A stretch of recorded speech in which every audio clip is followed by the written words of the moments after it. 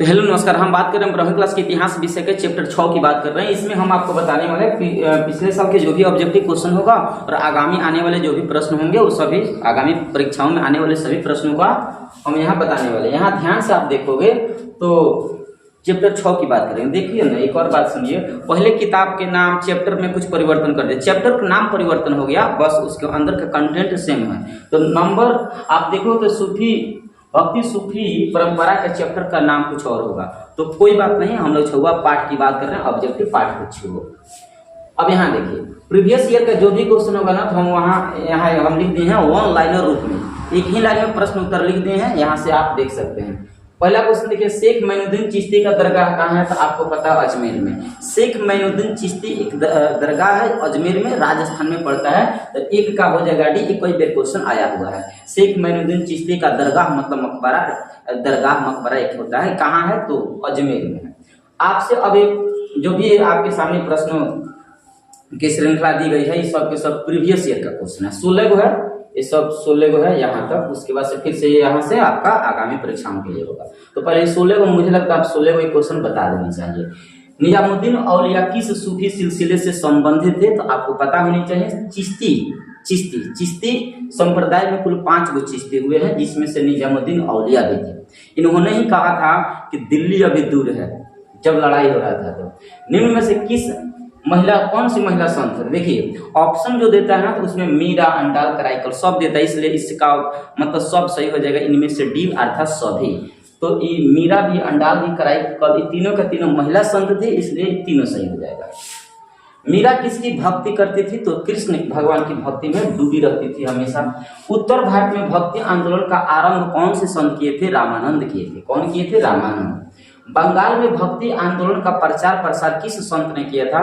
तो चैतन्य महाप्रभु, इनका नाम होता है चैतन्य महाप्रभु। बंगाल में भक्ति का प्रचार प्रसार करने का श्रेय चैतन्य महाप्रभु को जाता है। संत कबीर का जन्म बनारसी अर्थात काशी में हुआ है। बीजक में किसके उपदेशों को संग्रहित किया गया था? आपको पता होनी चाहिए, बीजक में कबीर के वाणियों को संग्रहित किया गया है। ख्वाजा मोइनुद्दीन चिश्ती का दरगाह कहाँ है? तो ख्वाजा मोइनुद्दीन चिश्ती का दरगाह कहाँ है? अजमेर में। यहाँ लिखा है अजमेर में। काशी में किस प्रसिद्ध संत का जन्म हुआ है? कबीर में, कबीर का जन्म हुआ है। रामानंद के शिष्य कौन थे? तो रैदास थे, कबीर थे, धना थे, पीपा थे, ये सब थे। रामानंद के शिष्य कौन है? तो 4 गो ऑप्शन देगा, 4 गो में से 3 गो इनके शिष्य के नाम होगा, चौथा लिखेगा इनमें से सभी, तो आप इनमें से सभी लगाओगे, ठीक है। कबीर इन्हीं के शिष्य हुआ करते थे, रैदास भी इन्हीं के शिष्य हुआ करते थे। रैदास किनके गुरु हुए? तो मीरा के गुरु हुए, जो निम्न कैटेगरी के एक गुरु थे, निम्न जाति के। कबीर शिष्य थे, रामानंद के शिष्य थे। तलवंडी नामक जन्म स्थान किसका है? तो गुरु नानक के जन्म स्थान है तलवंडी, पंजाब में पड़ता है।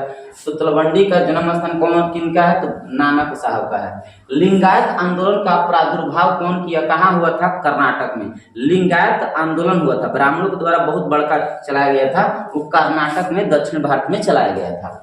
वल्लभाचार्य का जन्म कहाँ हुआ था? श्रीरंगपट्टनम में। वल्लभाचार्य का जन्म कहाँ हुआ था? श्रीरंगपट्टनम, कहीं कहीं बनारस भी देता है, आप इसे कंफर्म एक बार कर लीजिएगा।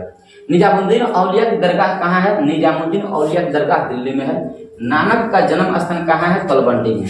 आइए यहाँ से हम आने वाले परीक्षाओं में जो भी प्रश्न होंगे उन सभी प्रश्नों को चर्चा करते हैं। दूसरा क्वेश्चन 1 नंबर ऊपर हो गया है। उत्तर भारत में भक्ति आंदोलन को आरंभ किस संत ने किया है? तो रामानंद। रामानंद दक्षिण भारत से उत्तर भारत में भक्ति आंदोलन को प्रचार प्रसार करने वाले व्यक्ति हैं, संत हैं।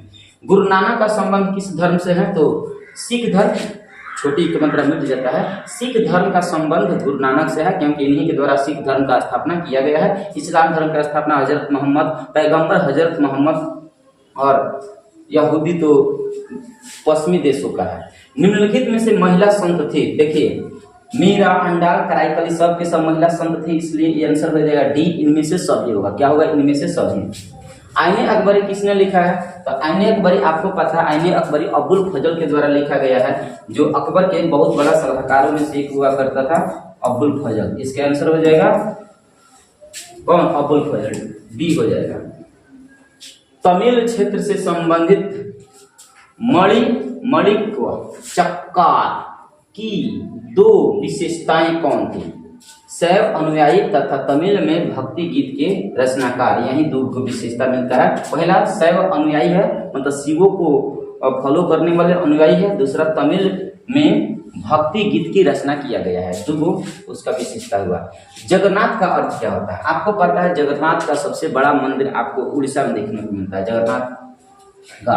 तो जगन्नाथ, जगत का मतलब होता है, इसे तोड़ोगे आप, निषेध करोगे तो दो शब्द मिलेगा, जगत प्लस नाथ। जगत मतलब संपूर्ण विश्व होता है, नाथ मतलब स्वामी होता है। ऐसा स्वामी जो पूरा संपूर्ण विश्व के स्वामी को जगन्नाथ कहा जाता है। जगन्नाथ, जगन्नाथ किसे कहते हैं? तो संपूर्ण विश्व के स्वामी। जगत मतलब संपूर्ण विश्व होता है, नाथ मतलब स्वामी होता है। आंसर हो जाएगा ए।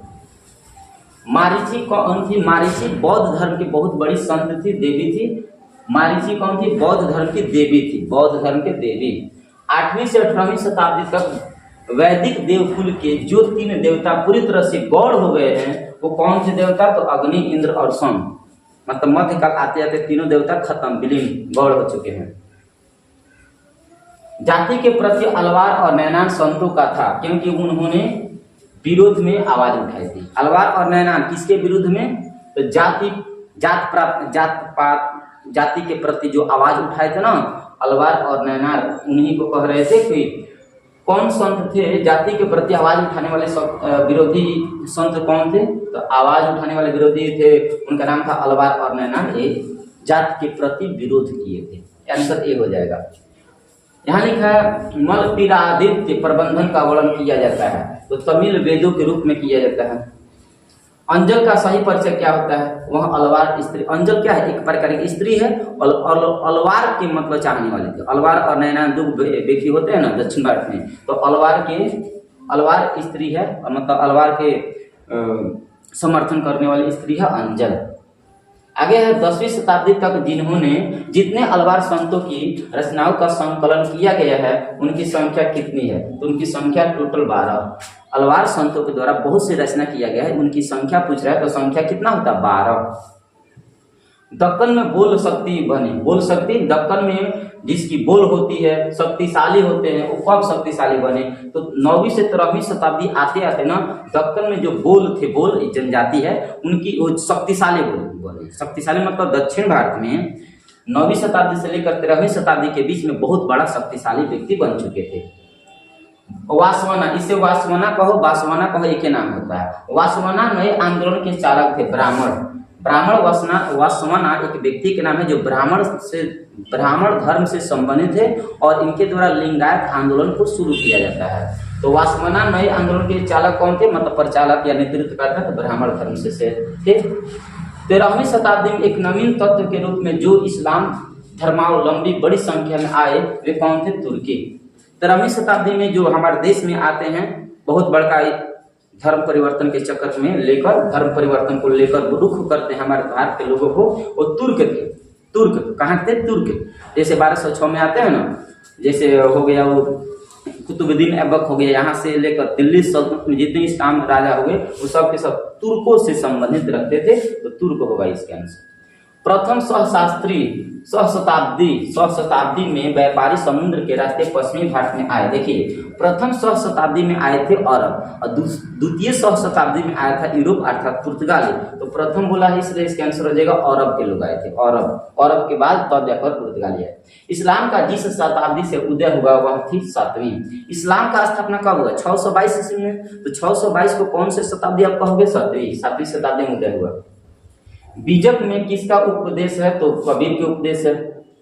निजामुद्दीन औलिया की दरगाह, मतलब दरगाह नहीं पूछा, किस सूफी सिलसिले से थे? चिश्ती सिलसिले से थे, और इनका मकबरा कहाँ है? दरगाह दिल्ली में। कबीर शिष्य थे, तो रामानंद के शिष्य थे। कराइकल अमैया नामक महिला किसकी भक्ति हुआ करते थे? शिव का। काइकल और अमैयार दोनों के दोनों वो शिव भगवान की भक्ति में हुआ करती थी। विष्णु को अपना पति कौन मानती थी? तो विष्णु को पति अपना अंडाल मानती थी, और कृष्ण को पति मीरा मानती थी। ठीक है, अंडाल विष्णु को, मीरा कृष्ण को, और कराइकल शिव। शाहजहां की किस पुत्री ने ख्वाजा मोइनुद्दीन चिश्ती की साहब की अजमेर स्थित दरगाह का वर्णन किया है? तो जहां आरा। शाहजहां की बेटी हुआ करती थी जहां आरा। जहाँ आरा के द्वारा बहुत बढ़िया प्रस्तुत किया गया, उसके बारे में जानकारी दिया गया है ख्वाजा मोइनुद्दीन चिश्ती के दरगाह के बारे में। तो जहाँ आरा इसका आंसर होगा। पुष्टि मार्ग का जहाज किसे कहा जाता था? पुष्टि मार्ग का जहाज किसे कहा जाता है? तो आपको पता है बल्भाचार्य को कहा जाता है। पुष्टि मार्ग का जहाज किसे कहते हैं? बल्भाचार्य को कहते हैं, बल्भाचार्य। महाराष्ट्र के संत कौन थे? देखिए महाराष्ट्र के संत देखो तो तुकाराम, रामदास, ज्ञानेश्वर, सब के सब थे, इनमें से सभी हो जाएगा, लेकिन कहीं कहीं केवल ज्ञानेश्वर देता है। यहाँ कहने का मतलब यहाँ सब होगा, महाराष्ट्र में सब के सब थे, इसलिए आंसर हो जाएगा सभी। निम्न में से महिला रहस्यवादी संत कौन थे? रबिया। जो रबिया थी ना महिला, बहुत ज्यादा रहस्यवादी हुआ करते थे, रबिया बहुत रहस्यवादी हुआ करते थे। बलबन की पुत्री का विवाह किस सूफी संत के साथ हुआ था? बलबन वही बलबन जो इसने लागू किया था रक्त और लौह की नीति। रक्त और लौह की नीति लागू करने वाले दिल्ली सल्तनत के राजा कौन हुआ करते थे? तो बलबन। इनकी बेटी हुआ करती थी, उनका विवाह सूफी संत से हुआ था जिनका नाम था फिरोजुद्दीन गज-ए-शंकर, फिरोजुद्दीन गज-ए-शंकर। राजकुमार दारा का संबंध किस सिलसिले से था? तो कादरी सिलसिले। राजकुमार जो दारा हुआ करता था उनका संबंध किस सिलसिले से था? कादरी।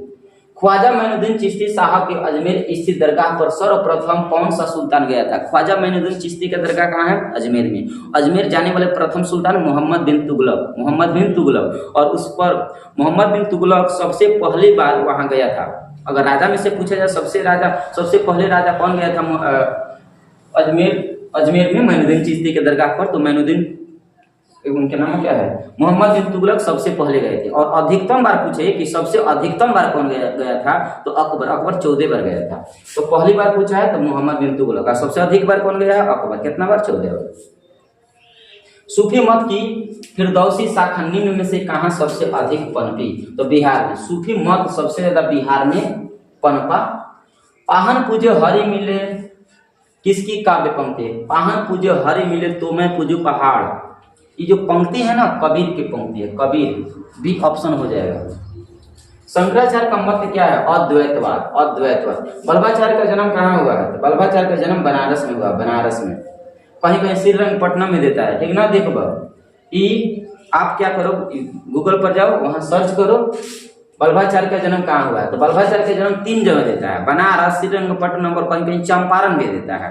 तो आप एक काम करो, गूगल पर सर्च करना, जो फ्रंट पर आंसर आ जाएगा उसी को मान लेना। बल्भाचार्य का जन्म कहाँ हुआ था? देखो बनारस, श्रीरंगपट्टनम या फिर चंपारण, इन्हीं तीनों में से कोई एक होता है, दोनों तो गलत हो जाएगा। तो आप इसे थोड़ा सा ट्राई कर लीजिएगा विकिपीडिया पर जाकर। शेख कुतुबुद्दीन बख्तियार काकी का संबंध चिश्ती संप्रदाय से था। शेख कुतुबुद्दीन बख्तियार काकी का संबंध किससे था? चिश्ती। और इनका मकबरा पंजाब वाला क्षेत्र में दिल्ली के आसपास था। निजामुद्दीन औलिया की दरगाह कहाँ है? दिल्ली में है, दिल्ली में। काशी में किस प्रसिद्ध संत का जन्म हुआ था? तो काशी में प्रसिद्ध संत का जन्म हुआ था, उनका नाम था कबीर। औरंगजेब का संबंध किस सूफी सिलसिले से था? तो नक्शबंदी। औरंगजेब वही जो शाहजहां का पुत्र हुआ करता था, तो नक्शबंदी से संबंध था, नक्शबंदी। सुल्तान उल हिंद किसे कहा जाता है? सुल्तान उल हिंद कहा जाता है ख्वाजा मोइनुद्दीन चिश्ती को कहा जाता है। सुल्तान ए हिंद किसे कहते हैं? ख्वाजा मोइनुद्दीन चिश्ती को कहा जाता है। बंगाल के प्रसिद्ध संत कौन थे? चैतन्य महाप्रभु थे। किस भक्ति संत ने अपने संदेश के प्रचार के लिए सबसे पहले हिंदी का प्रयोग किए थे? तो वहीं रामानंद साहब है, जिन्होंने दक्षिण भारत से उत्तर भारत में भक्ति आंदोलन को प्रचार प्रसार करने को श्रेय हासिल किया। 2.5 दिन का झोपड़ा का निर्माण किसने करवाया? तो कुतुबुद्दीन ऐबक ने करवाया। कुतुबुद्दीन ऐबक ऐसी आंसर हो जाएगा। कुतुबुद्दीन ऐबक, कुतुब मीनार का स्थापना कुतुबुद्दीन ऐबक ने किया था, इसका भी आंसर सी हो जाएगा। फतेहपुर सीकरी का राजधानी किसने बनाया? तो अकबर फतेहपुर सीकरी को निर्माण करता है, उसका राजधानी भी मुगल वंश को बना देता है, अकबर बनाता है।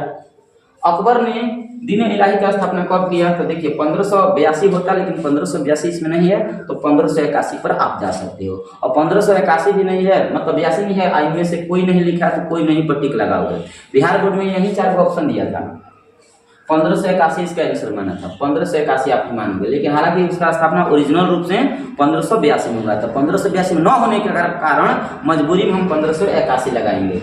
भारत में मुगल वंश का स्थापना कौन किया था? बाबर किया था। कौन किया था? बाबर।